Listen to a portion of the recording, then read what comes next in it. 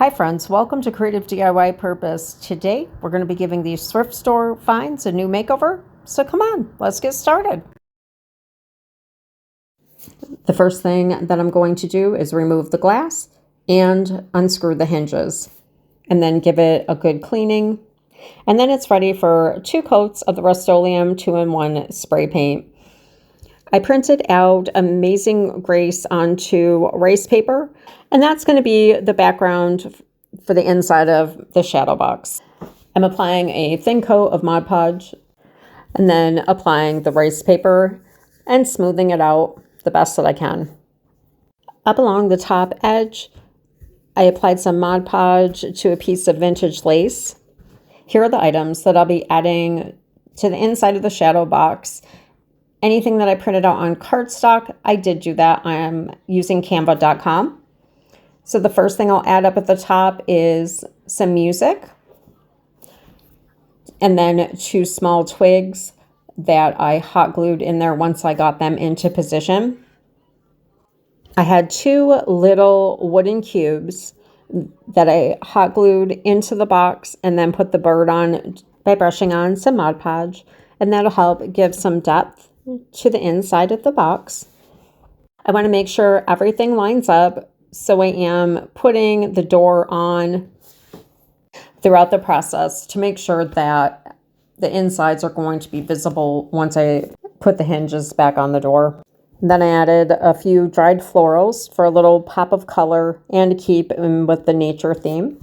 I attached them using a little bit of hot glue. I would recommend, if you're using florals that fall apart like lavender, to spray them with sealer first. I did not use this step and some of the lavender fell apart, so I did add another sprig to this little arrangement. Then gluing 2 more wooden blocks to the side, and this will help retain the shape of our little Spanish moss nest. Once the bird's nest is into position, I do try the door again. On this particular shadow box, I don't plan on putting the glass inside of it, but in case I change my mind, I want to make sure that everything will fit inside of there. Adding some white iridescent beads to the inside of the nest for little eggs. The door knob I did apply with some E6000. The brass knobs came in a set of 6. I got them off of Amazon. They do come with screws. I thought not only would they make nice knobs, but you could use them as the topper on a jar, as well as cute little feet. So I added the little tag to the outside of the doorknob, and I'm hot gluing the banner onto the string, and then we'll put it inside the box. I would definitely recommend putting anything on that back wall on first before you go in and add the 3D items. There's a little bit of a blank space because I had to move the florals over for the banner. Just add another zinnia on there to try to cover up that space. Now it's time to add the hinges back on and see how it turned out. I did decide to take a little antiquing wax and add that to the banner and the little tag on the door.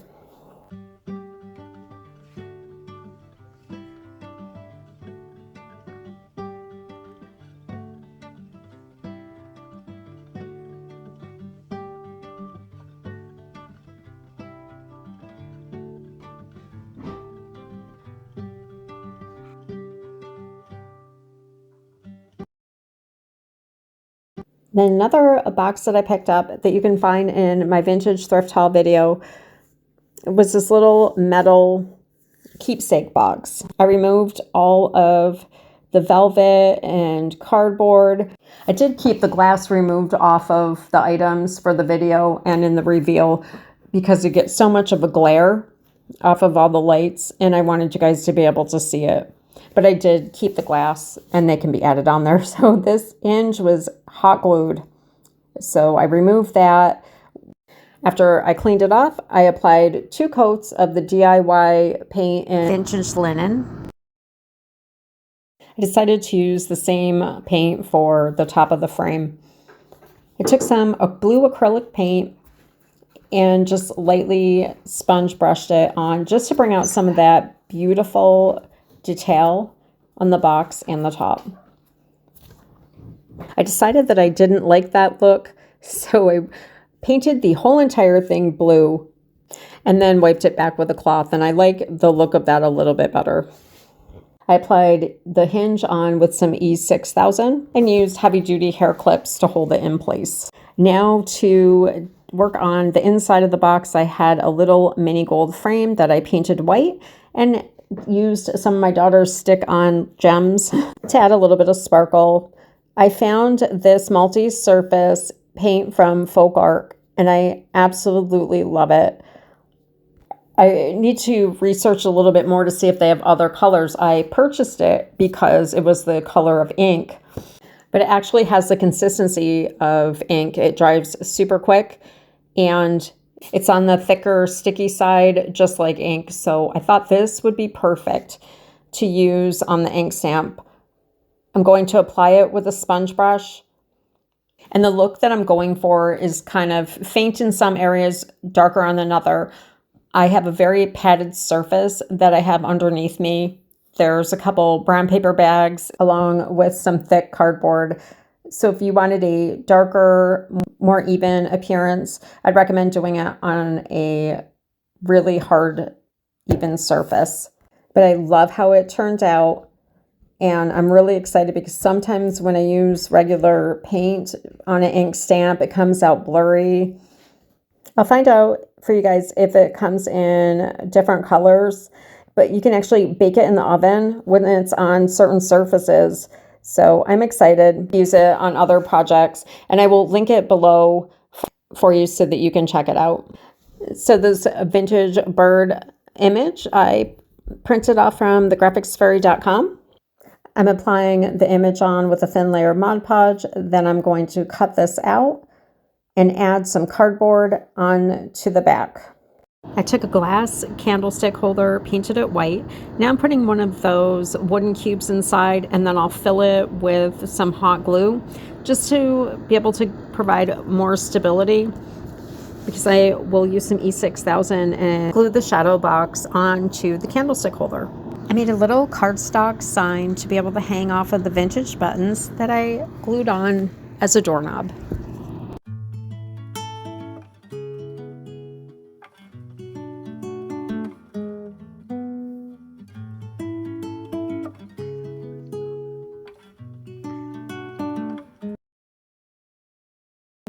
Our next project is this little sugar bowl from Oneida.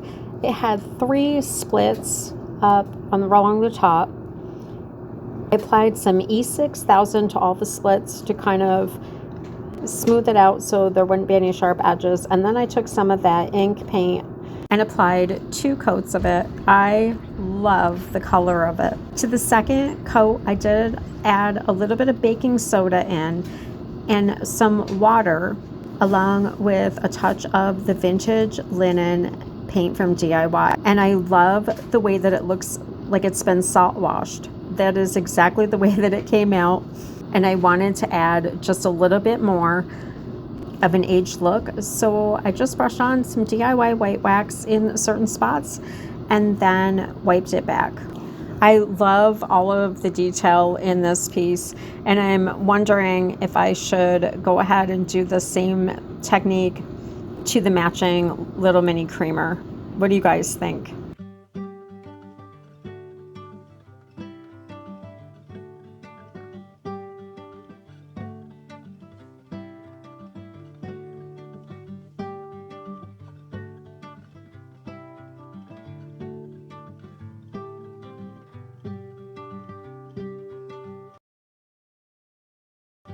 All right, so we are finally on to our last metal tile in my stash, at least that I know of.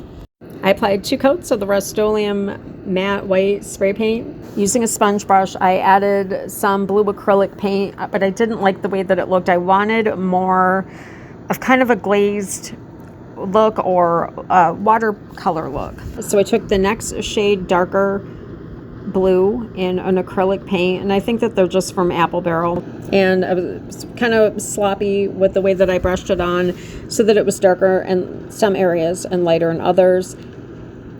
I brushed on some of the DIY paint in the vintage linen, And then with a damp cloth, I went ahead and did some white distressing and just kept working it in the certain areas where I wanted it darker.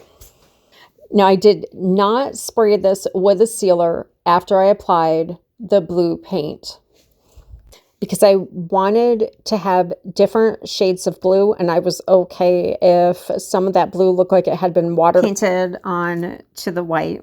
In some areas where I wanted a little bit more definition of the blue, I did take a toothpick and scraped off some of that white paint, almost like scratch art for kids. So I'm thinking that my tweens might do a project like this during the summer. It was a lot of fun, and sometimes it's just nice doing something different.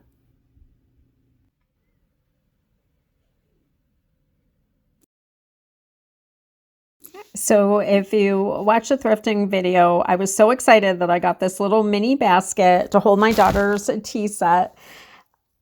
I use my white basket a lot for product. I use my basket to store copy paper next to our printer. And it's kind of my go-to when I'm staging items for my online store and taking product photos.